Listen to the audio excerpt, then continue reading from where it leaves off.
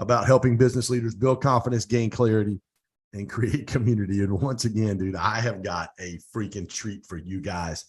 I heard this guy. I wasn't aware. I heard this guy on my good friend Emily Ford's podcast. It's Emily. Joel Brown, a master coach, speaker, trainer. Dude, he has done it all when it comes to building online businesses. And I love in his description on his Instagram channel, it says follower of the way. And as a fellow Christ follower, it's amazing to see somebody in the business space. We've been literally offline for about 15 minutes talking about just our relationship with God and what God's doing in our life. And I'll be honest with you, he may have the sexiest voice and accent that I've had on my podcast in a year and a half. Joel Brown, what's up, homie? Doing great, brother. Doing great. Yeah. Hey, the Australian accent has that effect from time to time. It's funny because I had an American woman not long ago say, "You've got an accent." I said, "You've got an accent too. It's just not the same accent as me." I love it, dude. Yeah. Hey, tell everybody in our audience real quick about what you're doing, dude. Who is Joel Brown? What have you got going on? What's God put in your heart? And tell me what's going on in your world right now, man. Yeah. So I'm out here in Montreal in Canada running events. We do transformational events.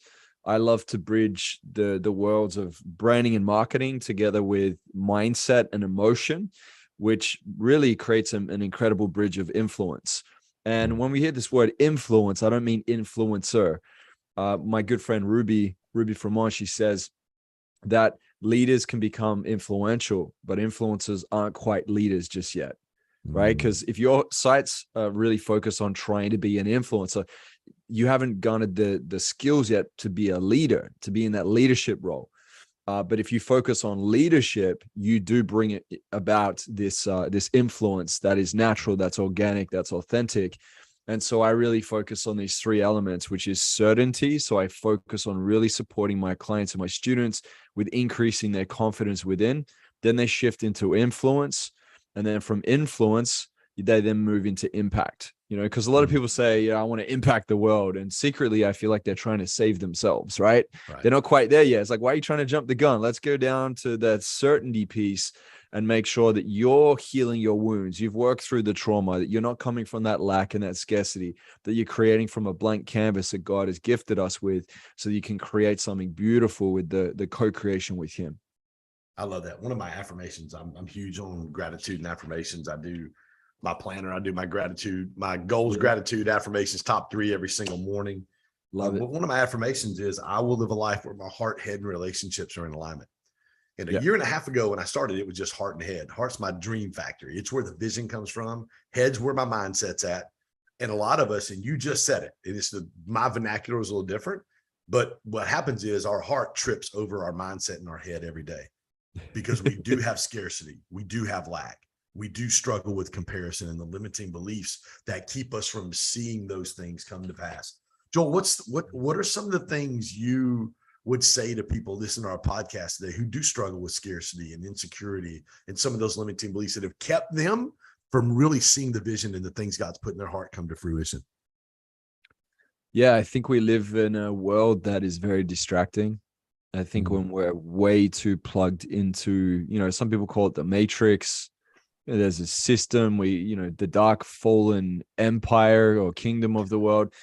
We tend to get caught up in a very systematic way of thinking that is roping us into destruction or stagnation. And I believe that this isn't what God created us for. God created us to be in acceptance, understanding, love, joy, peace, co-creation with him. And if we're distracted with living in shame and guilt and apathy and fear and sadness and blame and, lack of ownership, all of these things that come about when we make decisions in our life where we beat ourselves up, or if we feel this sense of being judged, we tend to stay in what we call that lower frequency, right? And I think that a lot of the world is so set on trying to get validation and approval from each other. And, that to a degree, if you want to look at it from a human perspective, our instinctual perspective is to be accepted by our tribe, by our group. But the truth is that we don't need that acceptance from the tribe and the group. If we know that we're loved by our creator and we know that God has a special plan for us, and if we at least give that a chance, there's something far greater than just what the world is trying to press upon us, that we're actually on mission. We're all created. We're all designed for a real reason. You have meaning and value that's placed on your heart. If you're watching this or listening to this right now, like, you are here for a real reason. I don't believe we're just dancing with our DNA. This atheist thinking is a joke to me. You know, how does nothing come from nothing? It doesn't happen that way. You know what I mean? I truly believe that we have an incredible design that has been bestowed upon us, and we get to step into that, and we get to be the instrument that God has created us to be. And he's always trying to play us in a beautiful way to be able to express through, you know, his design, to show that we actually are worth something in this universe, not just this world, but this universe. There's a far greater thing that's happening here. I love that. What would you say, Joel, to people that, because you talked a lot about purpose just then, you know, our mission, our kind of tagline when I pastored my church was, we connect people with purpose. Yeah. You know, just helping people understand and discover what that purpose is. What would you say to somebody who's listening today and they're struggling with exactly what is their purpose, trying to find what it is and what is the thing God created them to do specifically? Yeah. Well, look, 14 years ago, I was confronted with a question from Jordan Belfort, the Wolf of Wall Street, right? Not Leonardo DiCaprio, but the original Wolf of Wall Street, right? And he didn't ask me, you know, sell me this pen. He didn't say that. He asked me, you know, what's your vision? What's your 10-year vision? And I had never really written out a vision in description and got excited about it in the way that I did that day. I always wrote down some tasks to do, or maybe some simple goals. But when I really sat down with it and wrote out what it would look like, what it would feel like, how I would act, who would be around me, I got into the description of the visual aspect of it and what I would hear people saying and how it would make me feel, and describe what those feelings were. It really came to life to me. And some of the things that I got to consider that day was, if I was to narrow down more of my purpose, and I believe there's a difference between ambition and purpose, and we're going to go into that soon. But if we can look at, what am I good at? So you could ask yourself this question, you can even write it down. What are you good at? Okay, that's the first one. What are you good at? The second question is, what do you love? So what are you passionate about? The third one is, how will this impact the world? What are you good at? What do you love? And how will this impact the world? And then on top of it, because of this society, the structures, the matrix that we're in right now, we've got to find a way to fund this. So the fourth question I would add to that is, and how will I monetize this? Because if you want to build this into a purpose, a business, something where you can create a structure to be able to exchange value, you got to have money coming in. Nothing moves unless money is passing through the hands, right? Yes. Just, you know, in the world that we're in today. So yeah, what are you good at? What do you love? What solution will you bring to the world? And the fourth one, how will you monetize this? And I truly believe that, at least if you don't feel like maybe it's 100% yet, but it's moving the needle to, like, all right, I've got something here, I've got down on paper, and you've got direction. That's a really great start. It's better than sitting under a tree, wishing and hoping that something will change, which is what most people do.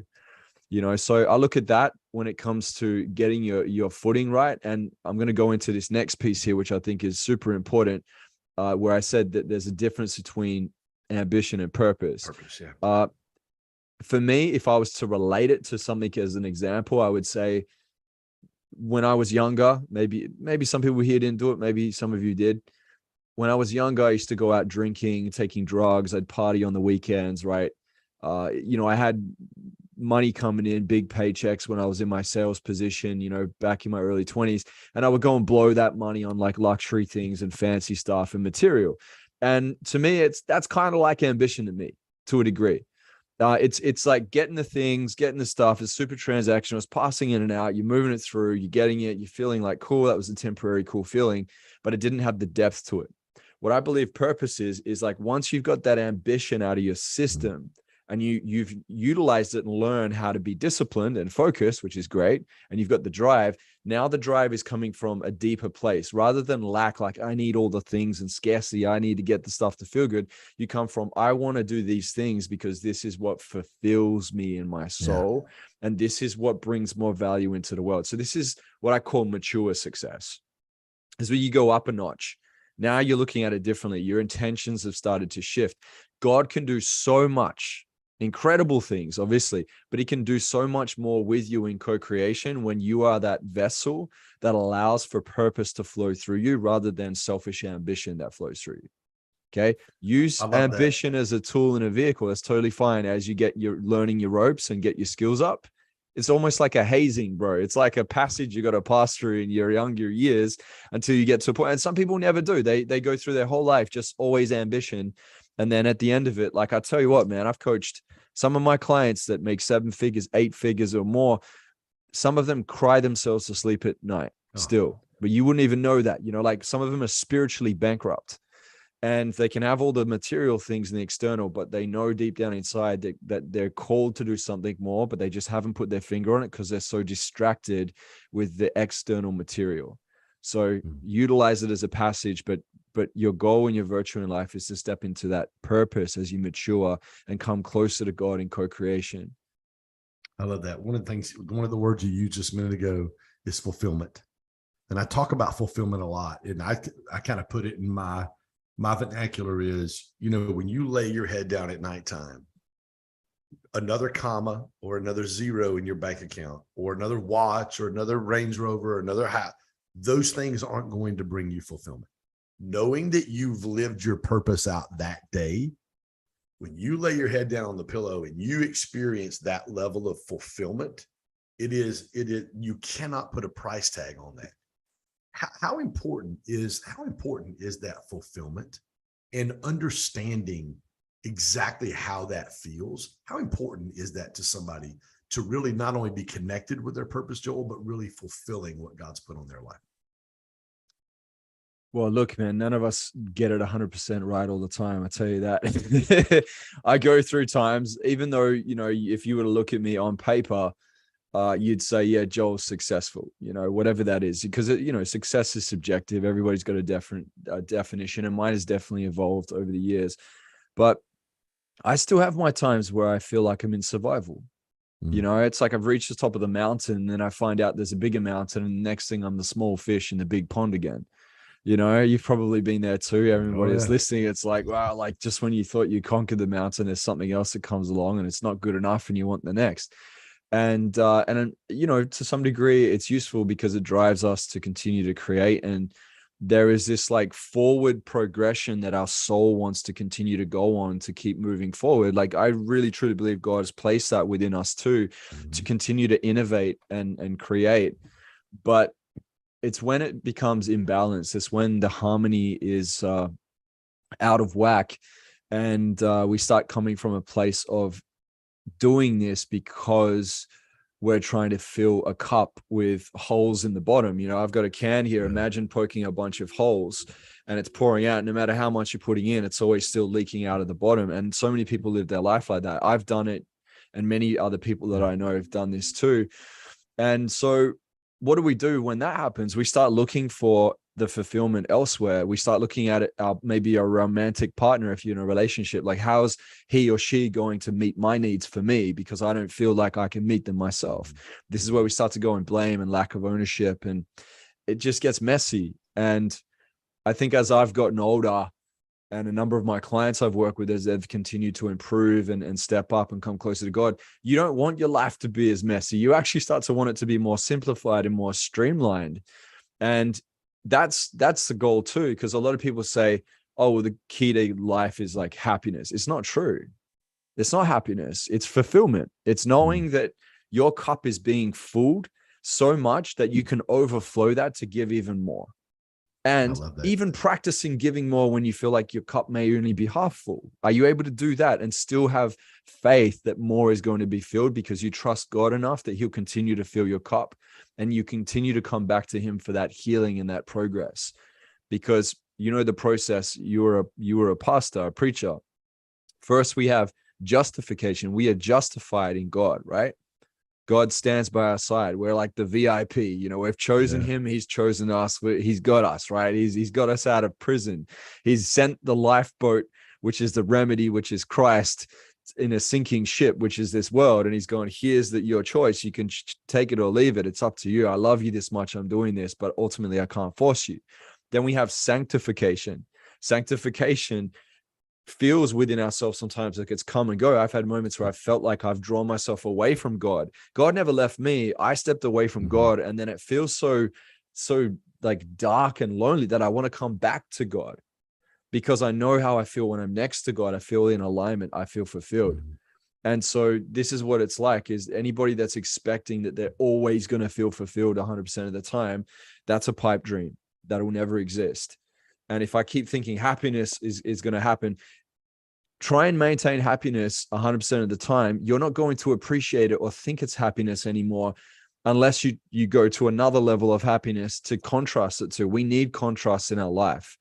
So fulfillment ultimately to me is you running on that fuller tank of gas, which is coming from a place of abundance that God has placed within us, rather than trying to always get, grab the last lot of cents to be able to feel like we're chugging along and we need this validation and approval. It's such a scarcity mindset that so many people come from. I just know that when I've come back to God, man, I don't need the external things, because I just know how fulfilled I feel within, knowing that I'm on mission and what I'm doing actually makes a difference, rather than needing the external to validate me. I love that. One of the quotes I say a lot is, because people ask me all the time, how do you get around the people that you get to spend time with? And my quote is, great leaders want something for people, not from people. What does that statement mean to you, Joel? Well, I'll give you an example of what happened a few nights ago. I was asked to travel to Toronto, and I was judging at a speaker tournament, and they also wanted me to get up on stage and speak. And I was like, yeah, cool. That'd be cool. I'll go judge this speaker. But to be honest, in my mind, I was like, I really want to be there to go speak. We've had this whole crazy pandemic situation has been going on, and who knows what the hell is happening there for the last 2 years. And, I had 18 speaking gigs lined up. My speaking career was on a trajectory before it. So, I'm like, cool, it'd be great to jump on and get in. But once I entered into the room and I started talking to people, I was like, oh, like the room needs some things.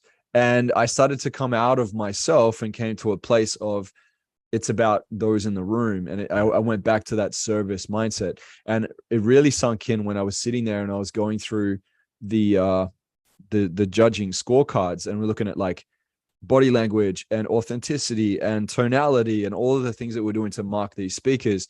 And I tell you what, man, it was so beautiful to see these speakers get up.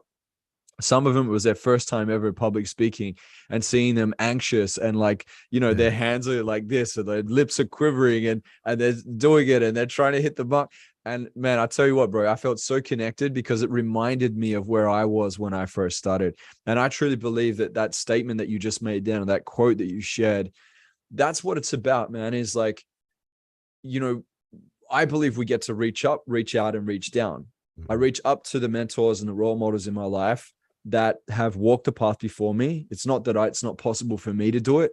I ask myself, where is the greatness in them that's also in me? So now I never pedestal, but it's really like, hey, that person that's walked the path, I want to learn some ropes from them. I also learn ropes from people like you, man, like people in my industry that are my peers. We learn from each other, and then we reach down to our students and our clients and work with them too. And really, it's a reminder that when we learn something, there's so much value to it. If it can improve your life, why not share it with somebody else? And that's leadership. Walking the path before. I look at it like there's a path before you and there's fog on that path. But if you've walked it before, you can raise the fog and it becomes clear. And then you walk side by side with your people so that they can walk with more certainty, because they have the encouragement and the support from you. I don't believe in helping, man. I never say help. I don't help people. Helping assumes somebody's broken and they need to be fixed. I support. That's all I do, man, is I support and encourage that there's greatness already within them that gets to come out and get unleashed. And it was always here. And a great question you could ask yourself is, what is blocking me and stopping me from realizing that I'm already here? Wow. Because the things that you want are attainable. If somebody else has been able to do it, if you've been able to get that thing, it's possible. If Grant, because we're talking about your friend Grant, our friend Grant Cutter, he's going to achieve something. It's like, if Grant was able to do it, he's a human being like us. What would be the difference? Network, his focus, his communication, his skills. So it's like, cool. If you really wanted to go get those things and you dedicated the next 10, 20, 30 years, you'd probably be able to get the same things too. Right? Whether you want to do that or not, that's a different story, but we've all been able to do it, and we get to learn from each other. And that's what service and leadership is really about. It's inspiring others, showing others what's possible through your own actions, rather than always having to speak it, actually showing up and doing it as an example too. I love that. I think both of us would probably agree the greatest leader that we've ever seen or studied would be Jesus. Yes. In what he did. Talk a little bit about your faith and how, because you and I had a phenomenal conversation offline about being in this entrepreneurial industry and this entrepreneurial journey, but being able to incorporate faith, because that's who we are, in a way. And the quote that I used to say every Sunday at my church is, God's love for you isn't predicated on your performance. He loves you because he created you. You're a son or a daughter. It's not about your external things. It's not a checklist. If I go to church, if I tithe, if I serve, I do this, God and I are okay. Now I can come to church and I can worship. It's God and I are okay because he loves me and because of my faith in Christ. Talk about your faith and how really God's using and blending your faith in the entrepreneurial community around the world. Yeah. Well, thank God for his grace, man. I'll tell you that. None of us are perfect, right? But I would say, as I've grown more in my understanding of Christ, and it's a journey, like, to wrap your head around the creator of the heavens and the universe, we'll spend an eternity really trying to understand that. But for me, like, the more that I've walked with Christ, the more I've wanted him to raise my standards with me. And I do believe that pastors and preachers are held to an even higher standard than your everyday people, right? It's just how it is. Like, we have great responsibility, and with that comes great power. So it's like, what do you want? Because people want the power, but they don't want the responsibility. And so it's a really big call in our life. If you're willing to go there, God can bless that and give that to you, but you got to know that it's going to require for you to really level up those standards. So this to me is a practice. When I was very deep in the religious view of everything, I was very much in shame and guilt and beating myself up a lot, because I was always trying to hold myself to, I have a perfectionist nature, a high achiever nature. And so I'd be pretty hard on myself if I wasn't, perfect in my walk. And I found that also projected on other people around me, and it didn't give me an opportunity to connect with others, to be able to bring the gospel to them or talk with them about Christ. And I've since learned over the last 4 or 5 years how to not come from that self-righteousness, but allow the righteousness of God to shine through me and to be used as a vessel, and to know that I'm not perfect, and to know that this is practice.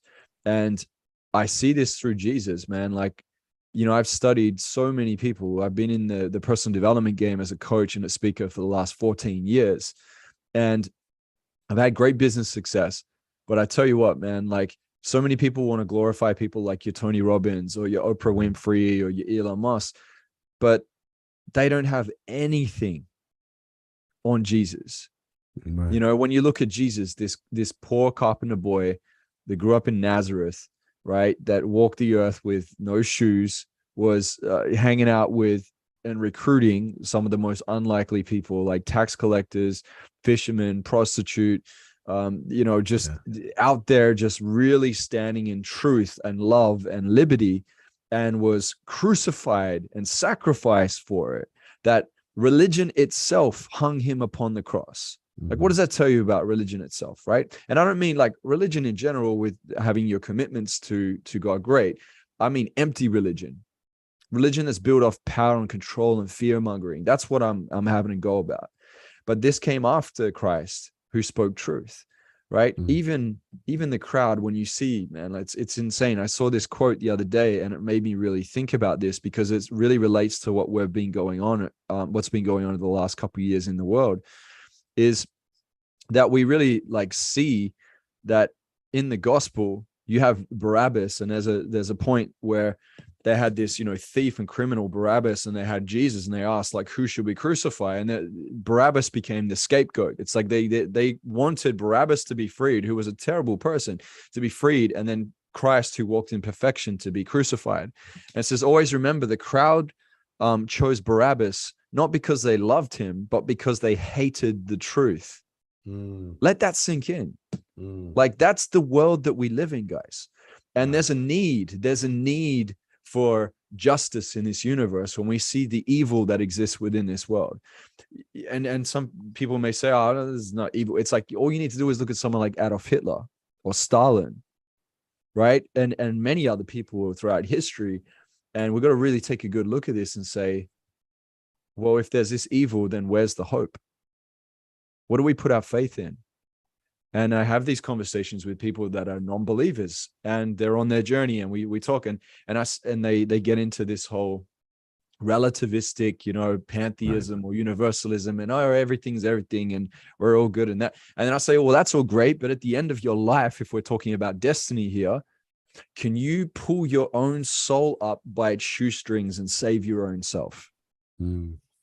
Or if we're talking reincarnation, I don't know about you, bro, but I don't really want to come back as a butterfly or a ladybird.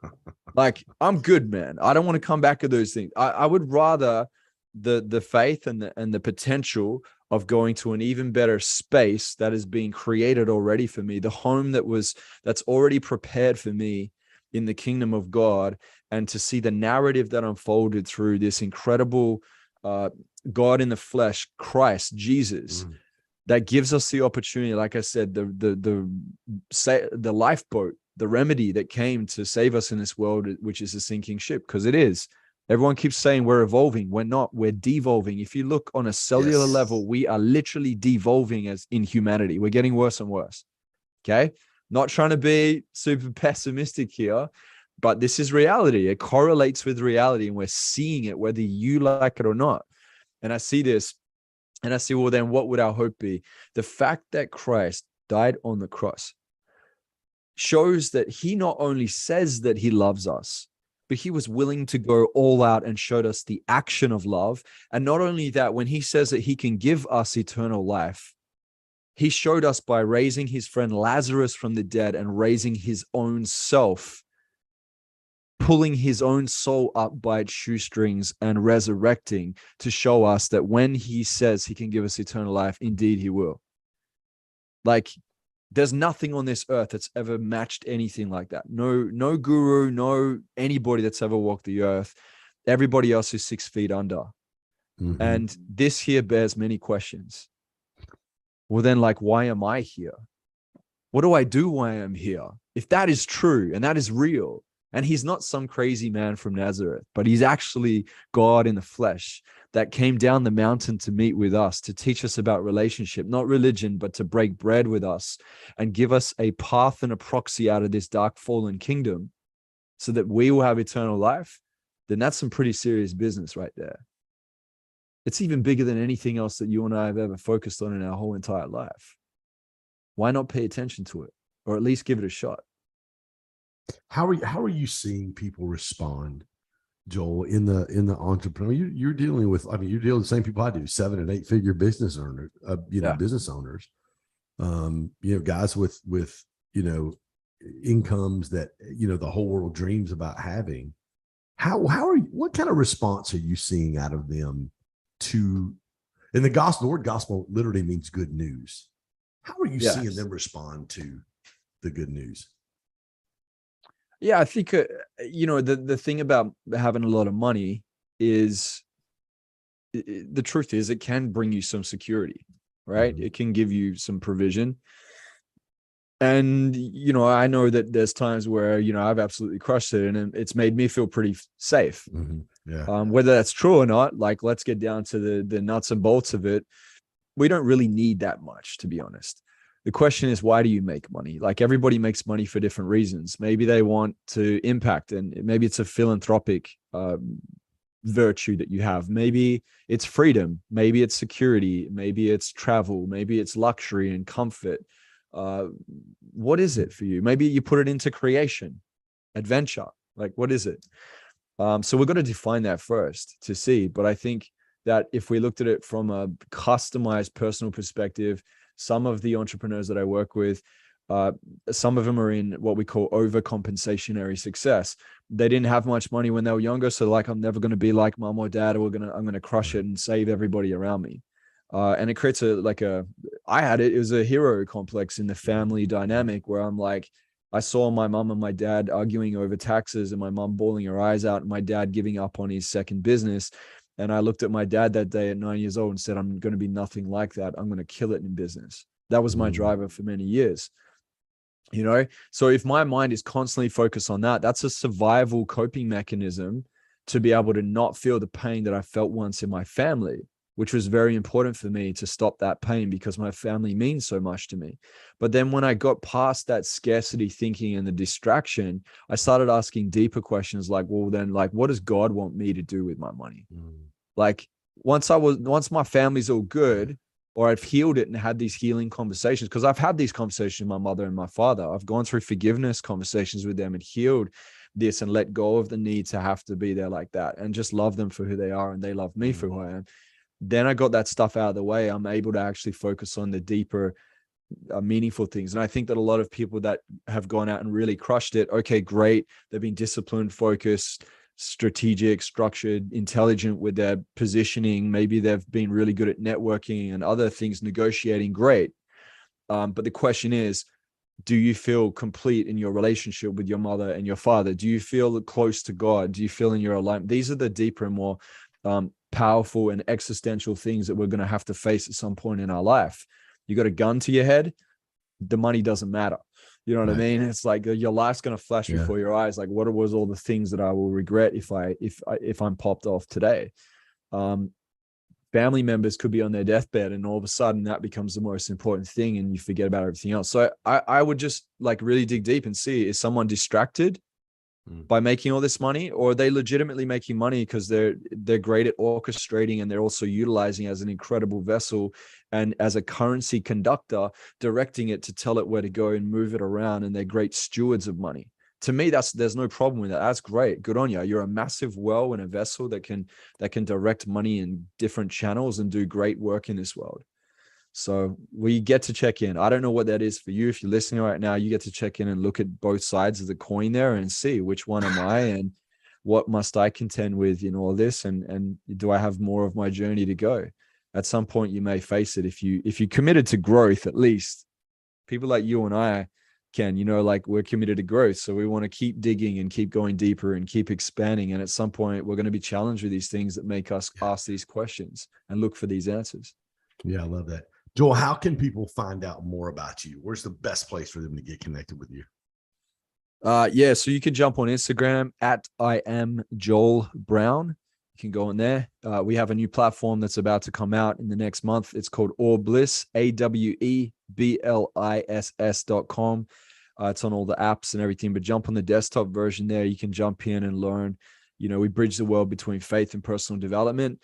We have over 40 different workshops in there, so you can jump in and check it all out and go deeper. We have a lot of coaching tools and frameworks too. So it's actionable, practical things that you can implement into your life. It's not just a bunch of information. It's tangible stuff. Yeah, I love it, dude. I'm so glad we got connected. Man, this is fun, man. Such a life-giving conversation off air earlier.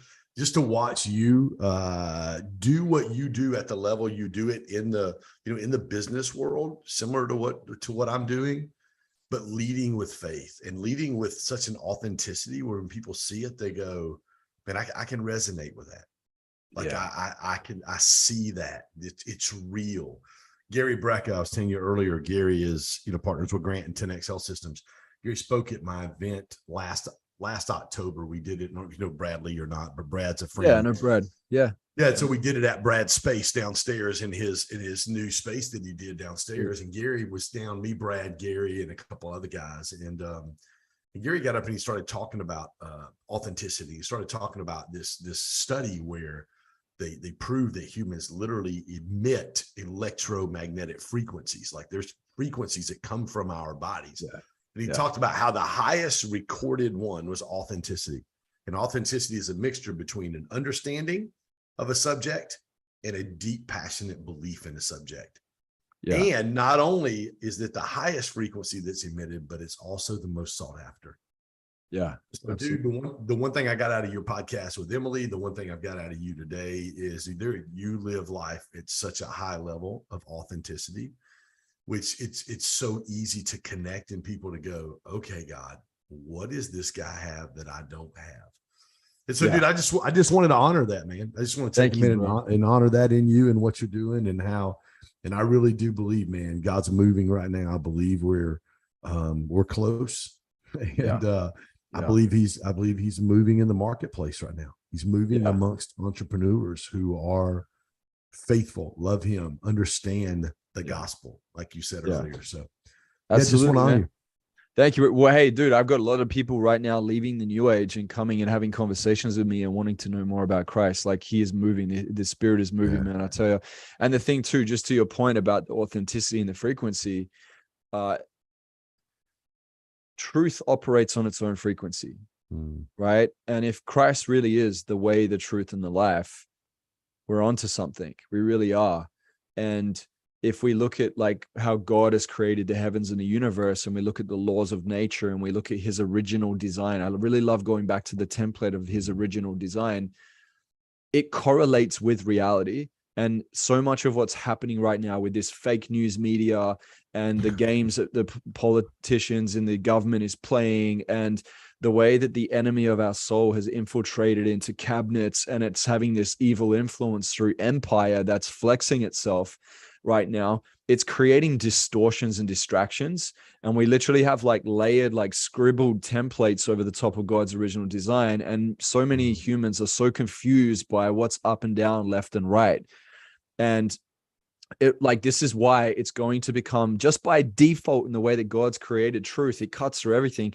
Over time, truth and authenticity is going to cut through so much because all the distraction and dirt, it's going to contrast so much that it's going to be so visible. And I believe more and more people want to come to the light and come to the truth and the way and the life. It's just going to happen by nature, whether you like it or not. That's how incredible God is. He knew this was going to happen all along, man. And he's working with us. And I would just say, my prayer for you would be to, for everyone that's listening, is just invite Christ into your life. My life went on a whole new trajectory, and it's way more fulfilled than it ever was. I had all the 7-figure success and the luxury things and the traveling. I've traveled a third of the world and had all beautiful, amazing people around me, everything. Nothing beats when Christ entered into my life and expanded my soul from the inside out and renewed my mind and heart. I want to be closer to that frequency. That's where we really, truly win, from the inside out, not the outside in. Yeah. And we make the biggest impact. Absolutely. That's it. Make the biggest. Well, dude, man, I love you, homie. It's great to connect. I'm proud of you, man. Proud of you. Proud of what you're doing and making an impact for the kingdom. And even though this is a business podcast, dude, super stoked. You're really one of the first guys I've had this type of a conversation with. And I've had Grant and Brad and Sharon, and now I've had everybody on here. But man, what a life-giving conversation, my friend. I love that, brother. I love it. Hey, everything's touching everything, man. If you get this right, just imagine how much it's going to impact your business in a massive way. And then you can impact more lives and souls on the back end of it too. Thanks for giving me the platform, man. I appreciate you. You're an amazing vessel for God. And thank you. Big love, man. Big love. Appreciate it. Hey guys, thank you for joining us on this episode of As a Leader Grows podcast. My guy, Joel Brown, absolutely dropping bombs today. Check him out on Instagram. I am Joel Brown. Again, if this podcast has blessed you, added value, do me a favor, smash that like button. Give us a 5-star review. If you screenshot this, share this on Instagram, I'll repost that and give you a little love as well. But guys, again, thanks for joining us today. We'll see you next week.